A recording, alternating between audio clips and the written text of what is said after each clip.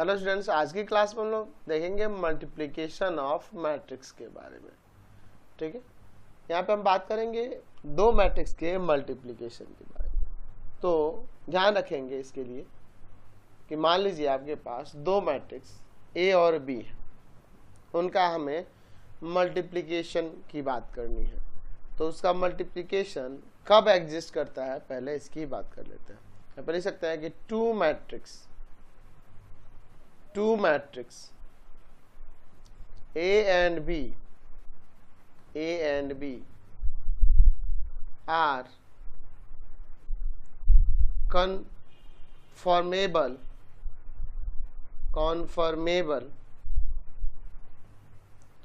for the product AB। ठीक है, ए और बी के प्रोडक्ट को कैसे दिखाएंगे, ए बी से। और ये कन्फर्मेबल कब होगा, यानी कि ये कब एग्जिस्ट करेगा, if the number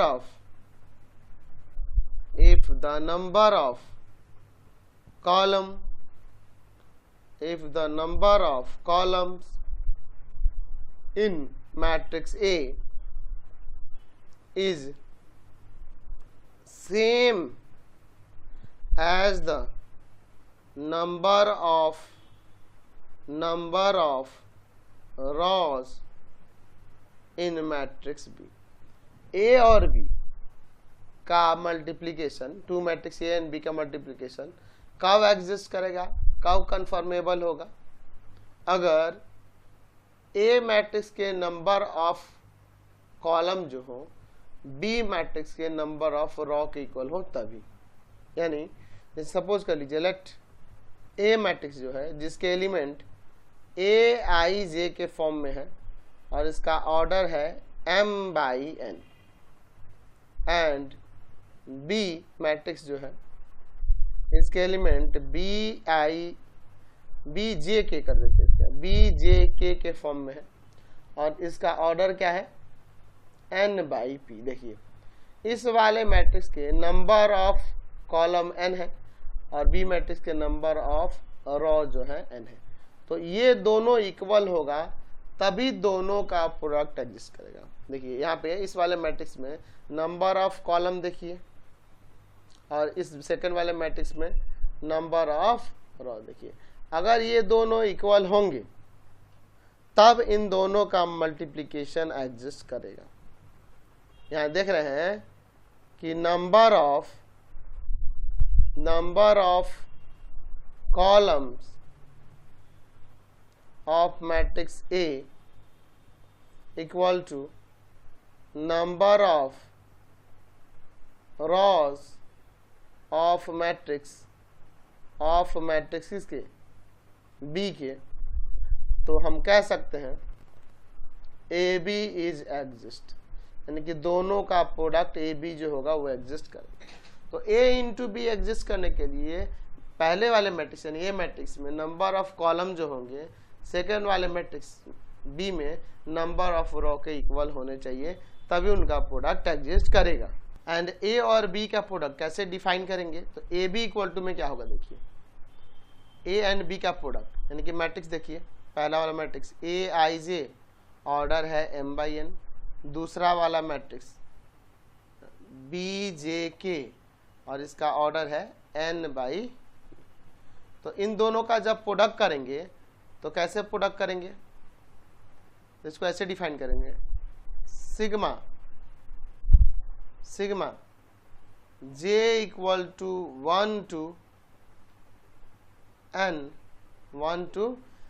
n a i j b j k और इसका ऑर्डर हो जाएगा m/p, ऐसे डिफाइन हो। अब थोड़ा इसका मतलब समझिए, हमें इस मैट्रिक्स में इन दोनों मैट्रिक्स में कैसे मल्टीप्लाई करने पे ये आएगा, ये क्या है, ये क्या डिफाइन कर रहा है। अब देखिए, पहले तो इसके ऑर्डर को समझिए। पहला वाला मैट्रिक्स m/n ऑर्डर का था, दूसरा वाला मैट्रिक्स n/p ऑर्डर का था। इसका नंबर ऑफ कॉलम इसके नंबर ऑफ रॉ के इक्वल है। तो इन दोनों का जो प्रोडक्ट मैट्रिक्स रहेगा उसका ऑर्डर इसका नंबर ऑफ रॉ और इसका नंबर ऑफ कॉलम हो जाएगा। ठीक है, यानी कि m/p ऑर्डर का हो जाएगा। और इसके एलिमेंट्स में कैसे प्रोडक्ट किया जाएगा, तो यहाँ पे देखिए सिग्मा क्या डिनोट करता है, तो इस वाले वैल्यूज में आप जे के प्लेस पे 1 2 3 4 5 ऐसे रखते जाएंगे, कहाँ तक, n तक, उनके सम को डिफाइन करेगा। ठीक है, इसका मीनिंग क्या समझ रहे हैं, इसका मतलब क्या है, sigma j equal to 1 to n a i j into B J के, का मतलब यह हुआ कि i की जगह यहाँ j के प्लेस पे 1 रखते जाओ, a i 1 b 1 के प्लस a i 2 है ना b 2 के a i 3 b 3 के, ऐसे करके ये कहाँ तक जाएगा, a i n, ठीक है, b n के, इस तरह से इन सब के सम को ये डिनोट कर रहा है। ठीक है, चलिए अगर हम यहाँ पर ए बी मैट्रिक्स जो होगा, ए और बी का प्रोडक्ट, कोई मैट्रिक्स आ रहा होगा, वो सपोज कर लीजिए कि वो सी आई के है, ठीक है ना जी, आई के फॉर्म में आएगा इनके प्रोडक्ट जो आएगा, और इसका ऑर्डर क्या होगा, m बाई पी। तो अगर मैं यहाँ पे कहूँ कि C11 वाला एलिमेंट क्या होगा, यानी कहने का मतलब कि पहले रो और पहले कॉलम का एलिमेंट क्या होगा, तो i के प्लेस पे 1 और k के प्लेस पे 1 रखेंगे, यानी कि इस वाले में 1 1 रखेंगे, यानी आ जाएगा A11 B11 plus A12 B21 plus A13 B31, ऐसे ही डॉट डॉट कहाँ तक होगा, A1n और Bn1। ठीक है, और उसी तरह से अगर मान लो C12 वाले एलिमेंट की बात करूं, यानी कि फर्स्ट रो और सेकंड कॉलम वाले एलिमेंट की, तो बस इसी में क्या कर देना होगा, i के जगह पे 1 और k के प्लेस पर 2 रख देंगे, तो A11 B12 A12 B22 A13 B32, ऐसे करके कहाँ तक, A1n Bn2। अच्छा, इनका मीनिंग समझ रहे हैं, C11 वाला एलिमेंट जो है वो कैसे आ रहा है, ये तो देख लीजिए, ये फर्स्ट वाले मैट्रिक्स ए मैट्रिक्स के फर्स्ट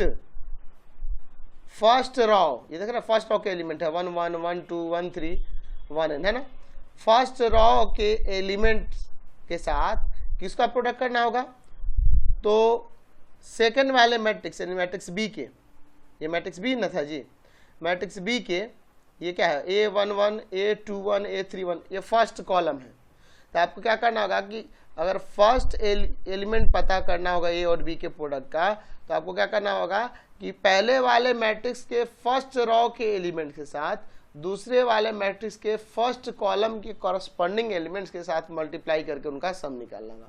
उसी तरह से C12 का मतलब क्या होगा कि आपको यहाँ पर देखिए 1 1 1 2 1 3 फर्स्ट रो के एलिमेंट्स के साथ, ये देखो ये सेकंड वाला कॉलम है ना जी, दूसरे वाले मैट्रिक्स के सेकंड कॉलम के एलिमेंट्स के साथ मल्टीप्लाई करना होगा कॉरस्पॉन्डिंग एलिमेंट्स का, तो मल्टीप्लाई करके उनका सम निकालना होगा। इसका मतलब समझ गए ना।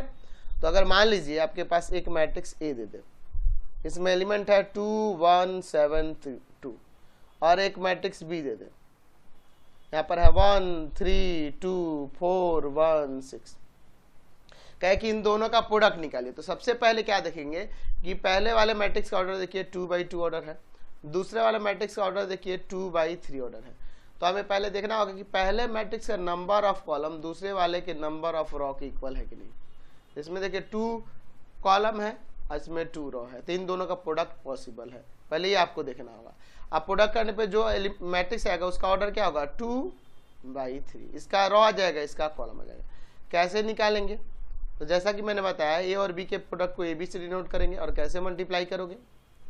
तो अगर मान लीजिए ये वाले प्लेस का एलिमेंट निकालना है 1 1 वाले 1 फर्स्ट रो फर्स्ट कॉलम वाला, तो आपको क्या करना होगा फर्स्ट रो के एलिमेंट के साथ, है ना, इस वाले मैट्रिक्स के फर्स्ट कॉलम के कॉरस्पॉन्डिंग एलिमेंट के साथ मल्टीप्लाई करना होगा। तो 2 1 जा 2 प्लस में 1 4 जा 4, देख रहे ना यहाँ पे, देख रहे ना, फर्स्ट रो यानी A11 A12 इसका फर्स्ट कॉलम B11 और B21 ऐसे मल्टीप्लाई करेंगे कॉरस्पॉन्डिंग एलिमेंट के साथ। अब देखिए यहाँ पे 1 2 वाले प्लेस पे निकालना होगा, तो इसके फर्स्ट रो के साथ इसके सेकेंड कॉलम के एलिमेंट्स के साथ मल्टीप्लाई करेंगे कॉरस्पॉन्डली।